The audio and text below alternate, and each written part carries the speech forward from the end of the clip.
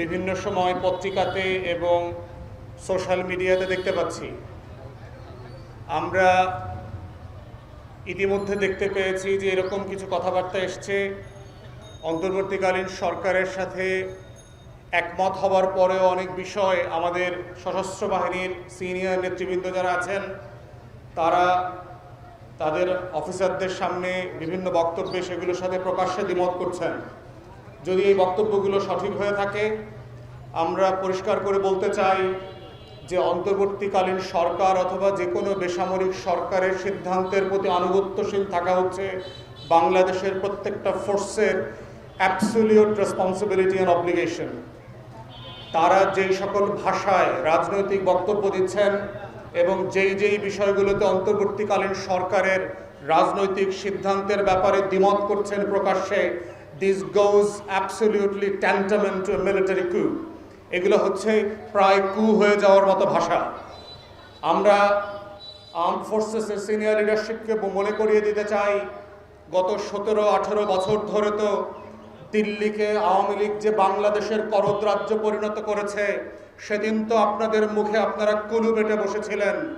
বাংলাদেশ থেকে যখন ট্রানজিট দিচ্ছে, বন্দর দিচ্ছে, একের পর এক আদানির সাথে নিম্নমানের অন্যায্য চুক্তি করে বাংলাদেশকে বিক্রি করে দিয়েছে। আপনাদের মিলিটারি অফিসাররা দিল্লিতে গিয়ে ঘোড়া উপহার নিয়ে এসে বাংলাদেশকে বিক্রি করে দিচ্ছিল। সেই দিন তো আপনাদের মুখে কোনো কথা শুনি নাই। সেই দিন তো আপনারা করিডোর নিয়ে কথা বলেন নাই, ট্রানজিট নিয়ে কথা বলেন নাই, ট্রান্সশিপমেন্ট নিয়ে কথা বলেন নাই।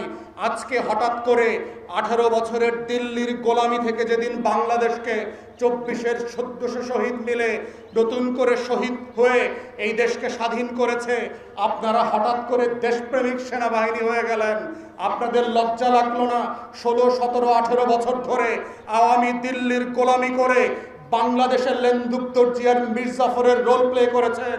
আজকে দেশের মানুষকে বুঝাচ্ছেন অন্তর্বর্তীকালীন সরকারের কি করা উচিত এবং কি করা উচিত না। আপনাদের মনে রাখা উচিত আপনাদের 17-18 বছরের আমলনামার কথা, গুম খুন, 800 আয়নাঘর করার কথা, 6500 নাগরিককে অত্যাচার নির্যাতন করে লাশ গুম করে দিয়ে ক্রসফায়ার করে হারিয়ে দেওয়ার কথা। অতএব মনে রাখতে হবে, কোনোভাবে বাংলাদেশকে সিকিম আমরা হইতে দেব না।